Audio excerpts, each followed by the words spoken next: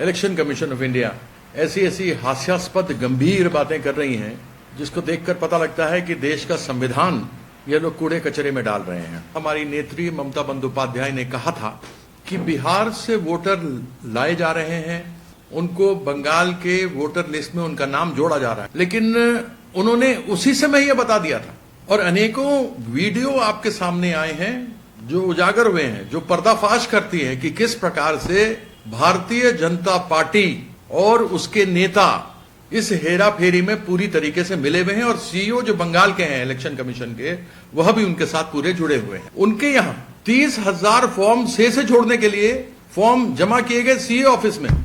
Shri vanish Kumar यानी श्री ज्ञानेश कुमार जो vanish कर रहे थे, पहले डिलीशन कर रहे थे फॉर्म 7 से, आजकल उनकी टीम फॉर्म 6 से एडिशन कर रही है। इसलिए सीईओ द्वारा 30,000 फॉर्म 6, जिसके बारे में मैं आपके सामने बात कर रहा था, कि आवेदनों पर विचार करना पूरी तरह से अवैध और सुप्रीम कोर्ट के आदेश के दायरे के बाहर है। यानी कि सुप्रीम कोर्ट के आदेशों का पूरी तरीके से अवमानना हो रहा है। अब मैं आपको कुछ उसके उदाहरण थोड़े से दे रहा हूं। मेरे पास बहुत सारे पड़े हुए हैं, सैकड़ों हैं, लेकिन उनमें से मैंने 5 विशेष रूप से आपके सामने निकाल करके लेके आया हूं जो रखना चाहता हूं।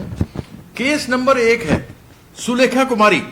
2025 में जो बिहार में चुनाव हुए उसकी अंतिम मतदाता सूची में उनका एपिक नंबर है BYD 4595792 और साथ ही साथ पश्चिम बंगाल में उनका एपिक नंबर है ARZ 2693778 उनके नाम के सामने अंकित है। यह है हमारी बहन सुलेखा कुमारी।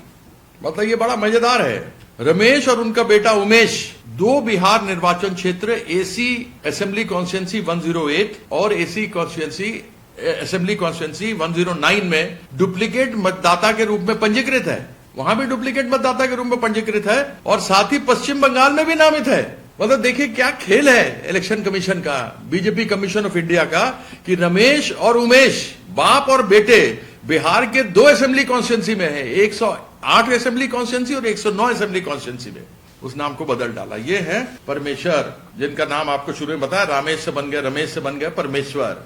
और ये देख लीजिए, ये वहां का नाम है रामेश्वर में उनका जो दिया था। केस नंबर 3 में है हमारे श्याम बहादुर जी हैं, उनकी पत्नी है और वह रजिस्टर हो गई हैं बंगाल में। तो आप वैसे देखेंगे तो उनके पास कार्यकर्ता कोई है नहीं। इसलिए जब इन्होंने देखा कि हमारी दाल नहीं गल रही, पिछली बार हमने 200 पार किया था, 100 भी नहीं कर पाए, तो उन्होंने नया तरीका अपनाया है। क्योंकि 400 पार में भी फेल हो गए थे लोकसभा के अंदर ये, तो आज इन्होंने ये नया खेल अपनाया है और इस खेल के अंदर ये बिल्कुल फेल हो रहे हैं।